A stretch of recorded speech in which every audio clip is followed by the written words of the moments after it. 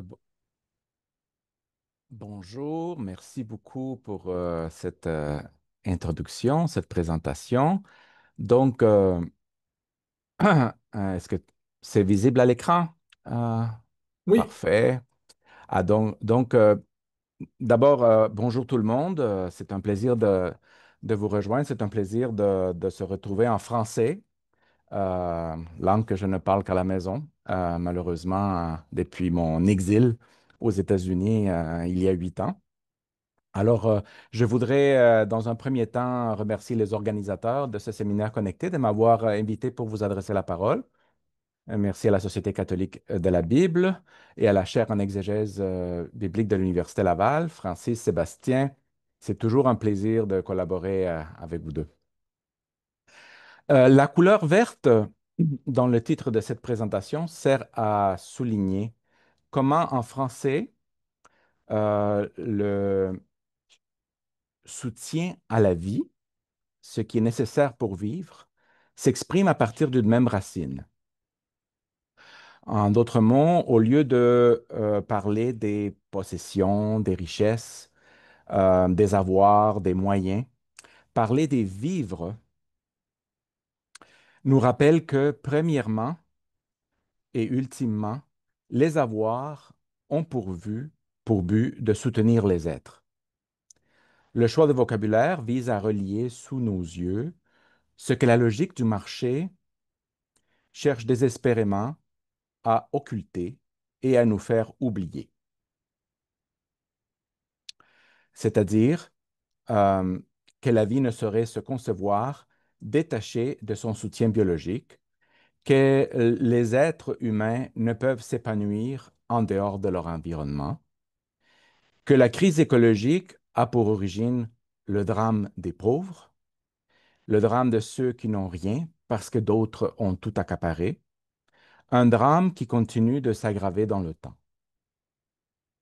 Alors, je vous propose de prendre une pause pour repenser ces liens à la lumière de la parole de Jean le témoin. Dans la première des trois lettres, l'ancien que l'Église a identifié à l'apôtre Jean, fils de Zébédée, disciple bien-aimé de Jésus et auteur du quatrième évangile, ce Jean l'Ancien déclare que la vie s'est manifestée, qu'il en est témoin avec d'autres et qu'il nous annonce la vie qui était auprès de Dieu et qui nous a rejoints dans notre finitude, dans la personne en chair et en os de Jésus de Nazareth. Cependant, Jean insiste aussi que le message de que Jésus nous a livré est celui de l'amour mutuel qui va jusqu'au don de sa propre vie et qui n'hésite pas à partager ses vivres avec lui.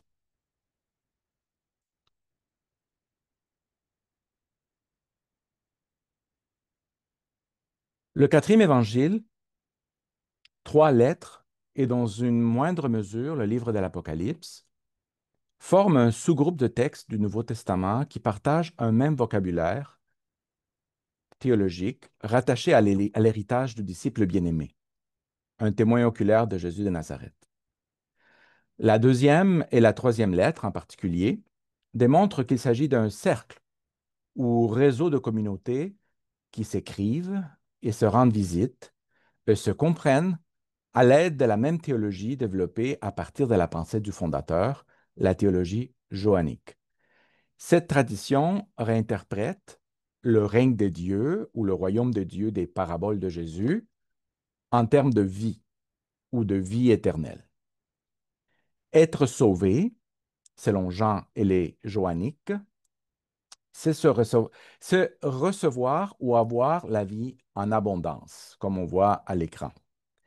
D'ailleurs, petite pause, on voit bien le tableau à l'écran, n'est-ce pas? C'est la... D'accord.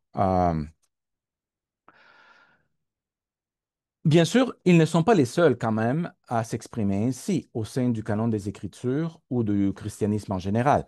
On se souviendra par exemple de la question du jeune homme riche à Jésus dans les autres évangiles. Bon maître, que dois-je faire pour avoir un héritage? La vie éternelle. Matthieu 19, 16, Marc 10, 17, Luc 18, 18. Le jeune homme cherchait la vie et demandait à Jésus comment la trouver. Donc, ce thème typiquement johannique a quand même un enracinement dans la prédication de Jésus et dans la tradition synoptique. Le pape Jean-Paul II a même défini l'évangile chrétien comme étant l'évangile de la vie, dans sa lettre encyclique de 1995, Evangelium Vitae. Vous avez à l'écran un des nombreux tableaux que Vincent van Gogh a peint à Auvers-sur-Oise en 1890. On y voit onduler des plants, des nuages et de l'eau. Tout semble vivant et couler sans cesse, abondamment. Ce sont des tableaux comme celui-ci qui ont valu à Van Gogh la réputation de grand peintre de la nature.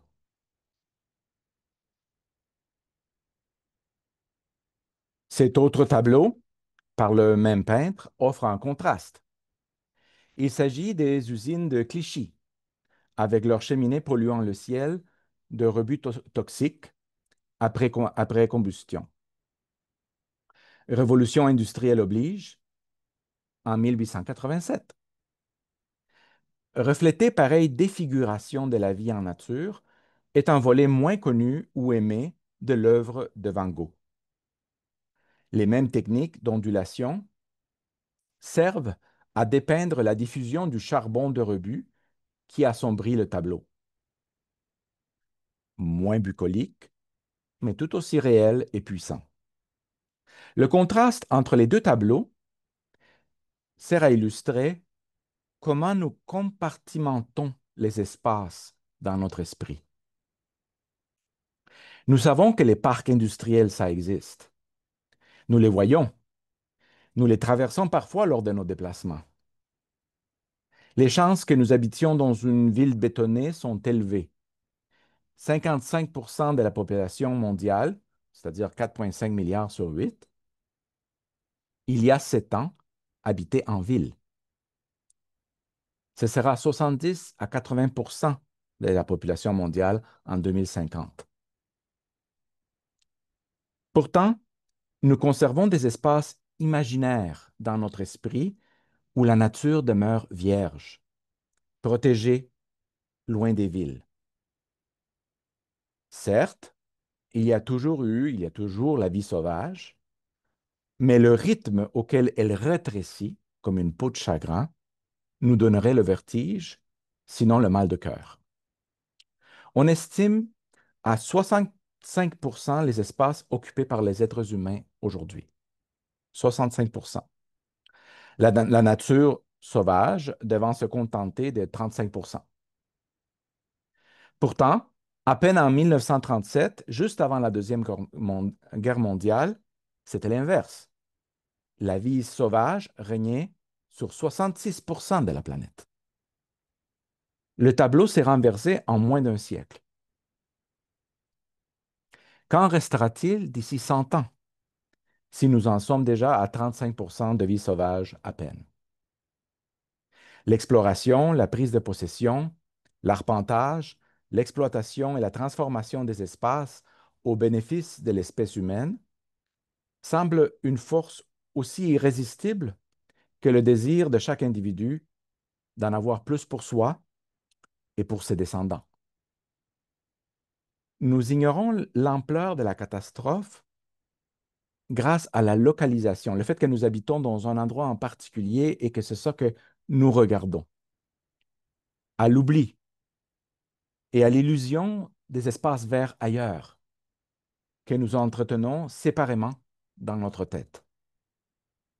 On ne peut pas être partout dans la planète en même temps, et donc on n'a pas cette espèce de vue d'ensemble, de vue de l'état de dégradation des espaces naturels partout en même temps. Et donc on se réfugie euh, pour bien dormir, j'imagine, que euh, ailleurs, il y a quand même du vert. Mais un jour, les tableaux nature de Van Gogh paraîtront irréels, ne correspondant à rien de ce que l'on pourra voir dehors.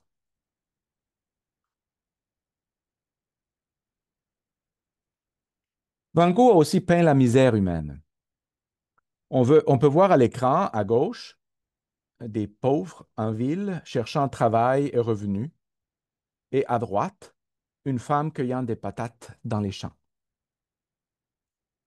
On remarque les couleurs sombres et drabes. Les pauvres ne sont pas, encore une fois, la minorité imaginée à laquelle on fait l'aumône. Selon les calculs des Nations Unies, la moitié de la population de la planète, on parle ici de 4 milliards de personnes, survit avec un revenu total de moins de 7 dollars US par jour pour couvrir tous leurs besoins en logement, nourriture, habillement, sans compter santé, éducation et le reste. Une fois de plus, le fait qu'on ne les côtoie pas de près, on ne peut pas vivre côte à côte avec 8 milliards de personnes, n'efface pas leur existence ni leur combat quotidien pour la subsistance, pour les vivre. Difficile de visualiser ou de ressentir donc l'ampleur du problème, loin des yeux, loin du cœur. Plus significativement, c'est notre difficulté à relier les tableaux, pour ainsi dire, qui se trouve à la source de notre problème. Nous compartimentons si bien que nous ne voyons pas les liens qui nous gardent tous asservis à un modèle de progrès, de civilisation toxique et voué à l'échec.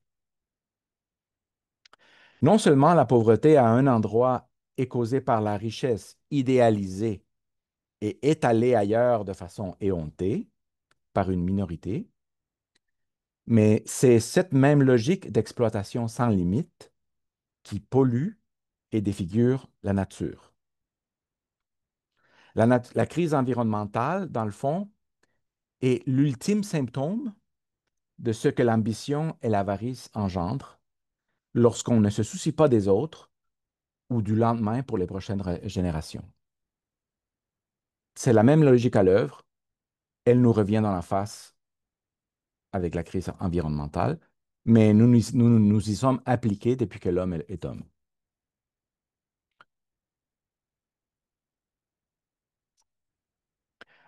Nous gardons nos tableaux bien séparés. Nous dissocions la nature de notre environnement citadin. Nous dissocions la crise environnementale de l'économie ou de la spiritualité. Nous nous dissocions les uns des autres par pays, race, sexe, religion, langue ou culture.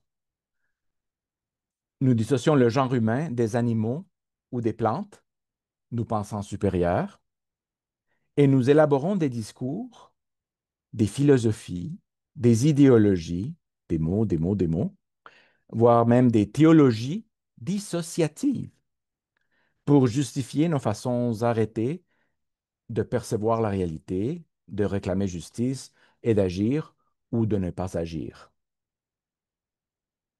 Donc, il nous faut élargir le regard et relier plutôt que de dissocier si nous voulons remonter la pente dans laquelle nous nous sommes enlisés.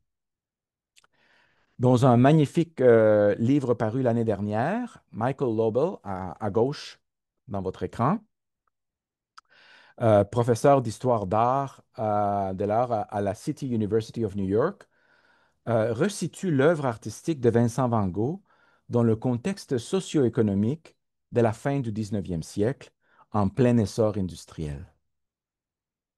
L'auteur démontre que, prise dans son ensemble, l'œuvre de Van Gogh en fait plutôt le témoin visuel de la fin de la nature comme refuge de l'imaginaire citadin.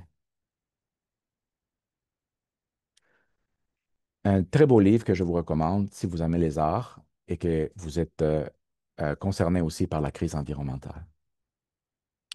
Pour ma part, bien humblement, j'ai essayé le chemin inverse. Vient de paraître à droite mon premier livre en anglais chez Orbis Books, où je m'efforce de relire la première lettre de Johannick dans le contexte de la crise environnementale d'aujourd'hui. Ce serait anachronique de prétendre qu'un texte du monde méditerranéen du premier siècle puisse expliquer à la lumière d'une crise de la modernité.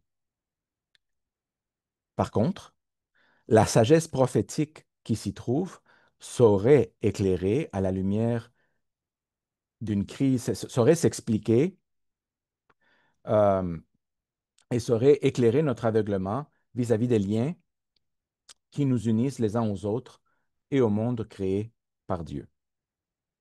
Le défi d'écrire sur un genre, sur la première lettre des gens depuis la perspective de notre crise environnementale, c'est qu'à part quelques mentions du mot monde, cosmos, tout le texte de la lettre est centré sur l'humain.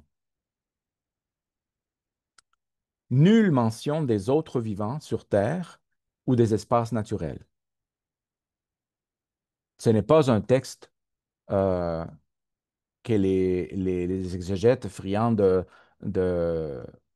d'éco-spiritualité vont travailler, précisément parce que les matériaux manquent à l'appel, en quelque sorte. Euh, Très populaire, c'est de travailler sur, bien sûr, Genèse, les livres prophétiques, l'Apocalypse, Romains 8, bien évidemment. Donc, oui, c'est un défi. J'ai concentré mon attention sur le déploiement du concept johannique de la vie, avec lequel j'ai introduit cette présentation. Le concept johannique de la vie et des conditions requises pour que cette vie se répande en communion, qui est, lui, un thème johannique. Il y a dans la lettre un jeu de relations entre la vie que Dieu le Père veut répandre, Zoé en grec, la vie que Jésus dépose sur la croix par amour pour nous, la vie de Jésus psyché, et les vivres ou les avoirs que parfois nous refusons de partager avec les autres, bios en grec. Et là, on voit que dans le grec d'origine, les avoirs, la richesse, euh, ce qui devrait être, dans le fond, le soutien à la vie, s'exprime en grec par le même mot que à la racine de notre mot biologie, bios. Mais quand on traduit par avoir, richesse euh, euh, ou d'autres synonymes, on perd cette connexion étymologique à la vie. C'est pour ça que j'ai voulu souligner ces rapports dans le sous-titre que vous voyez à l'écran, Life and Livelihood in First John. Donc, livelihood, euh, euh, le, le soutien à la subsistance. On voit très bien la connexion avec le mot vie en anglais, life. À la suite de la lettre encyclique de 2015 du pape François Ladotte aussi, euh, j'essaie de démontrer dans mon livre que le cœur de l'Évangile qui est annoncé dans la lettre concerne une vie intégrale en communion avec les pauvres et avec les autres êtres vivants.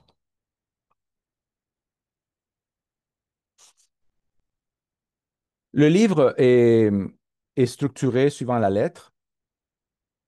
J'ai divisé la lettre en 9 sections que vous voyez dans la colonne de gauche. Selon l'articulation défendue dans ma thèse et publiée dans la collection Sciences publiques chez Mediapol en 2010, l'image du livre au centre.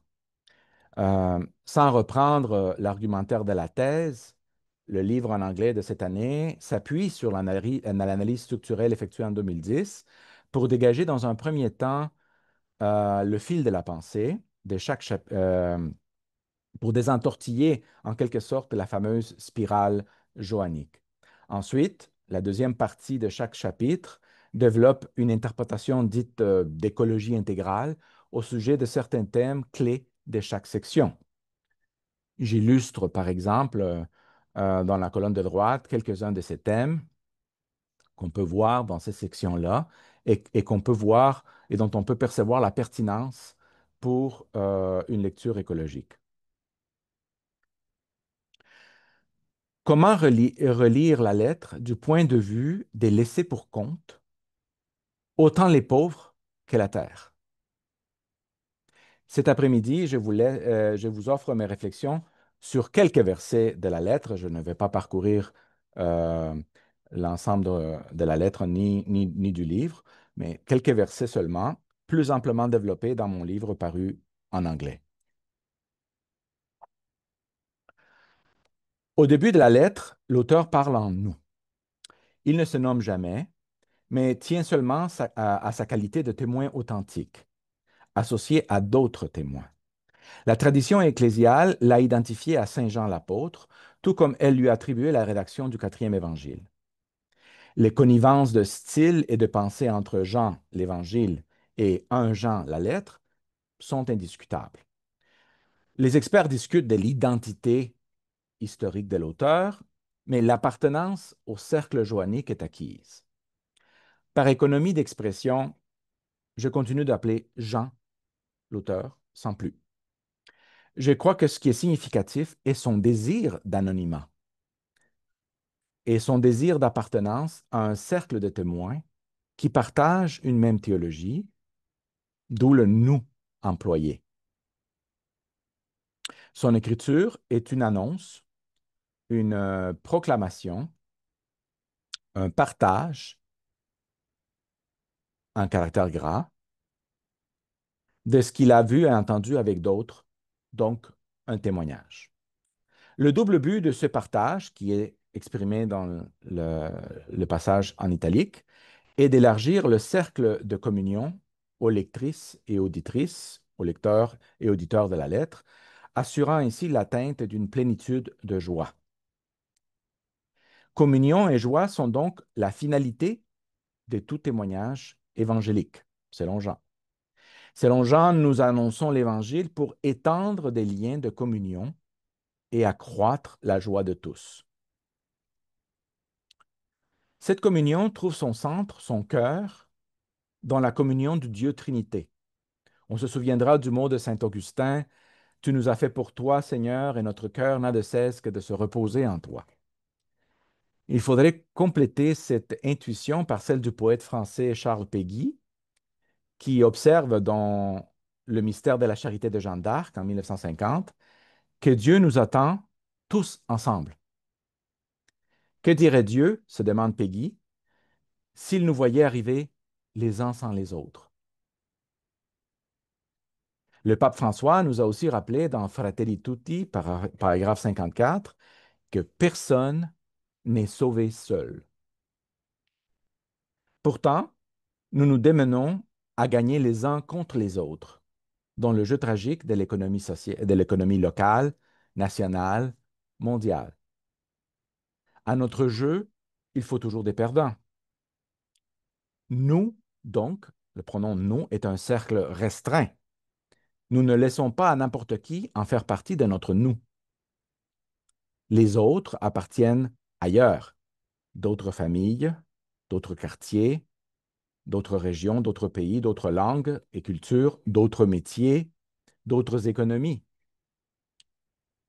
Le sort des mangeurs de pommes de terre, dépeint par Van Gogh à l'écran, à droite,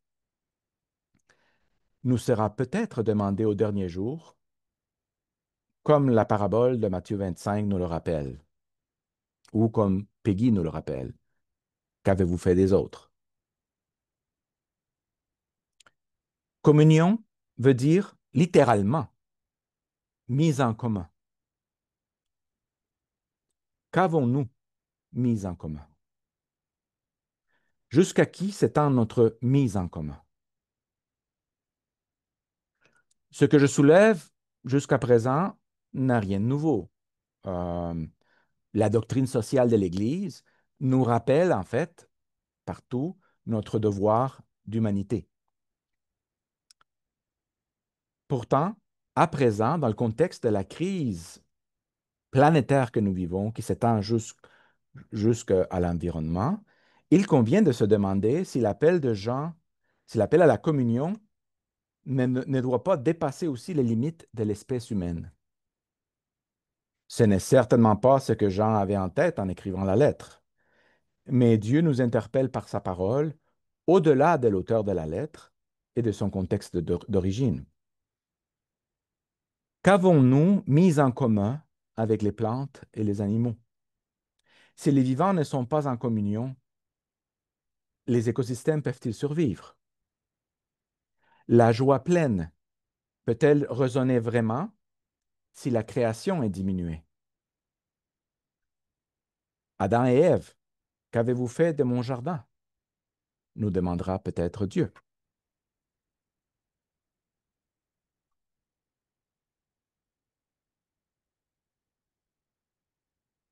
La crise environnementale pose question. Le rapide déclin des espèces et des régions sauvages, la pollution des terres, des eaux et de l'air, l'appauvrissement des sols, l'acidification des océans, l'étendue grandissante des déserts, autant terrestres qu'aquatiques, il existe des déserts aquatiques où il n'y a pas de vie, faute d'oxygène, faute de nutriments, pointe du doigt à l'espèce humaine, elle-même divisée entre 4 milliards qui plus ou moins s'en accommodent, les uns mieux que les autres, et 4 milliards de personnes qui luttent quotidiennement pour leur survie. Combien d'espèces doivent disparaître? Combien d'environnements doivent devenir inhabitables avant que nous nous rendions compte que ce que nous faisons aux pauvres, nous l'infligeons aussi à la Terre et qu'en retour, la Terre deviendra un jour, pour nous aussi, inhabitable. Tout ce que les pauvres peuvent faire est se déplacer, demander asile, demander une vraie chance, demander notre pitié. Par contre, les lois physiques naturelles, elles, sont inexorables, impitoyables. On ne s'en sort pas en trichant contre la nature.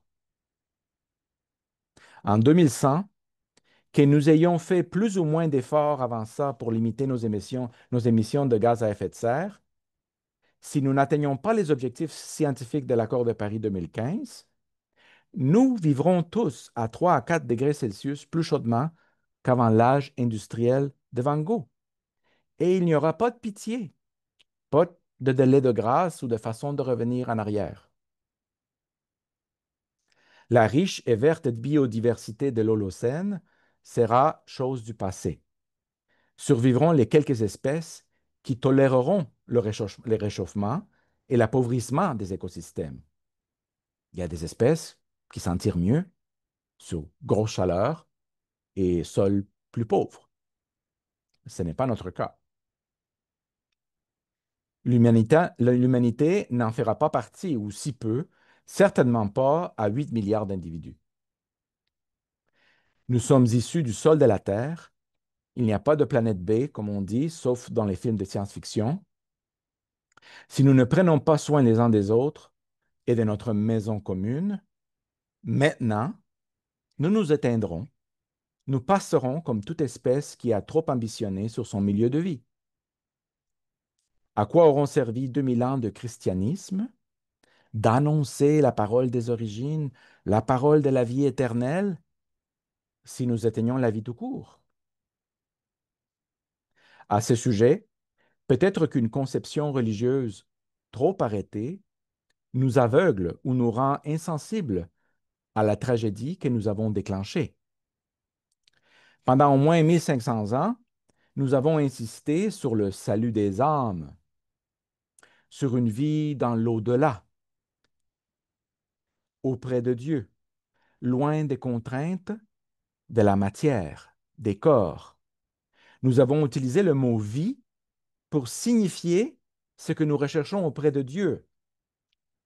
Cependant, ce faisant, nous avons appauvri le mot vie, le privant de son enracinement terrestre, de ce mouvement qui anime non seulement les êtres humains et nos animaux des compagnies, mais bien tout ce réseau tricoté, serré de créatures microscopiques qui nous habitent, comme les bactéries, jusqu'aux majestueuses forêts qui respirent pour nous le CO2 que nous rejetons et qui nous offrent l'oxygène en échange. Est-ce que seulement les humains peuvent ou méritent d'être sauvés? Nous nous complaisons dans ce verset de Genèse 1,26 qui nous flatte l'ego en nous assurant que nous sommes faits à l'image et ressemblance de Dieu. Mais avons-nous seulement réfléchi en même temps Combien nous ressemblons à d'autres créatures? Nous sommes des primates. Ils ne comptent pas, eux qui savent compter et raconter des choses à leurs proches par le langage des signes appris de nous, sans compter leur propre façon de communiquer entre eux. Nous sommes aussi des mammifères. Nous appartenons au monde de mammifères. Nous venons au monde de la même façon que le cochon ou le veau que nous mangeons, en envolant le lait à sa mère.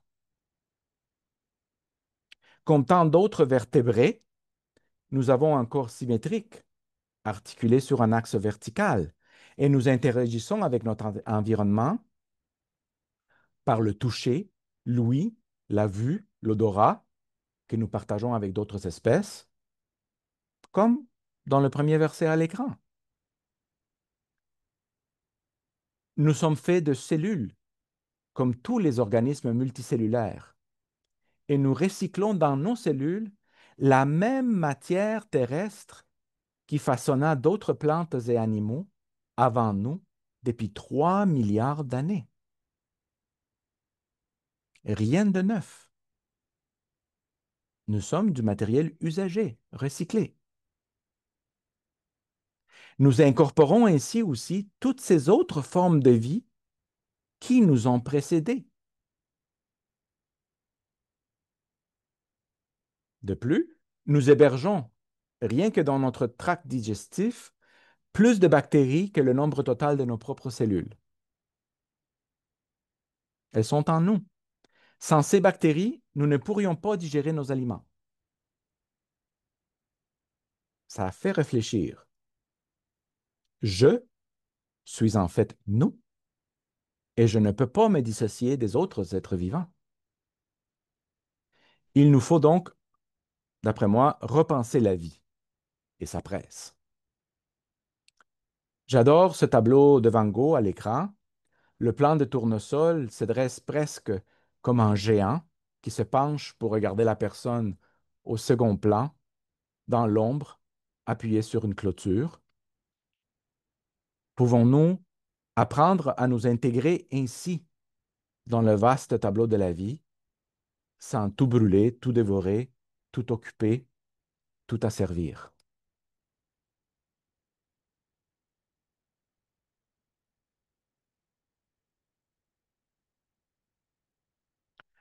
Pour conclure, je reviens sur le premier tableau de Van Gogh que je vous ai montré, les champs verts d'Auvers. On y voit onduler des plants, des nuages, de l'eau, on ressent le mouvement. Tout semble vivant et couler sans cesse, abondamment. La vie en abondance, quoi. Si ce n'est du changement de couleur, les prés verts pourraient être de l'eau liquide, tout comme les nuages du ciel pourraient être pris pour de l'eau de la rivière, s'ils se trouvaient en bas du tableau. Il y a un troisième élément qui coule, invisible, dans le tableau. Devinez c'est quoi? Il s'agit de la sève au cœur des plants, dans les prés. La sève des plants est comme le sang qui coule dans nos veines. Nous avons besoin que le sang transporte oxygène et nutriments à nos cellules, tout comme les plants ont besoin que la sève transporte les aliments et les nutriments et l'oxygène dans toutes leurs parties.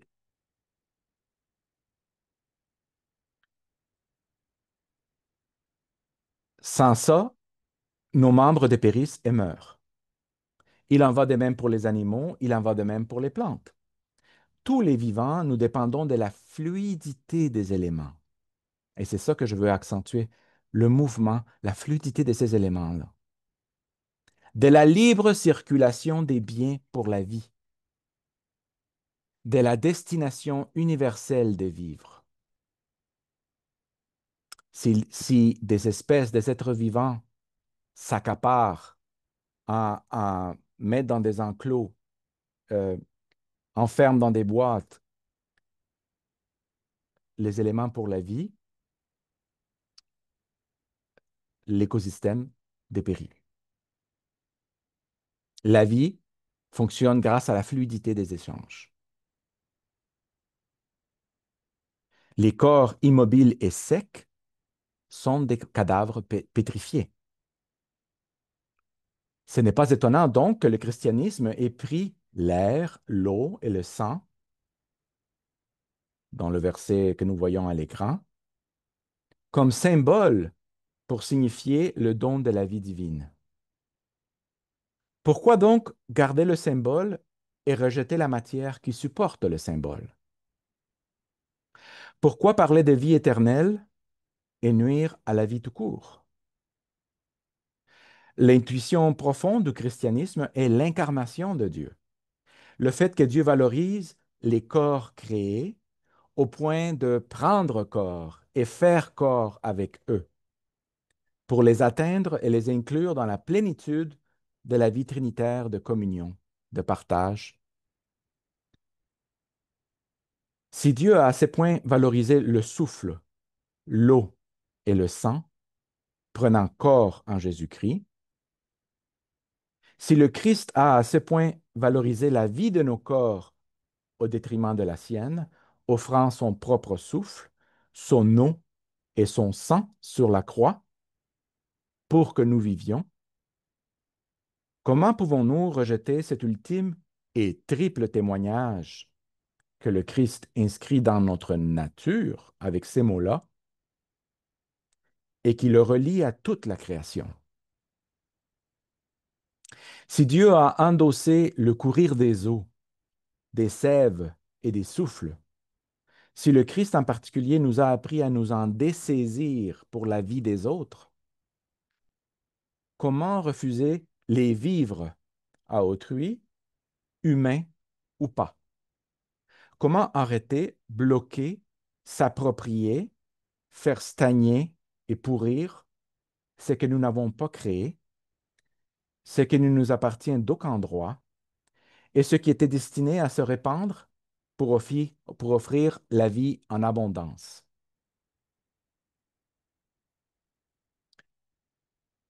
Puisse l'encre couler dans mon livre, diffuser ces questions dans l'esprit de bien des gens de bonne volonté. Puissent ces mots de Saint Jean résonner différemment aujourd'hui pour que l'eau offerte par le Christ nous lave de nos fausses sécurités verbalisées religieusement, pour que le souffle offert par le Christ nous inspire l'audace d'aller au-delà de nos limites, dans la direction des vivants, et pour que le sang offert par le Christ nous redonne la force de poser les bons gestes qui feront la différence pour les pauvres et pour l'environnement aujourd'hui. Merci de votre attention.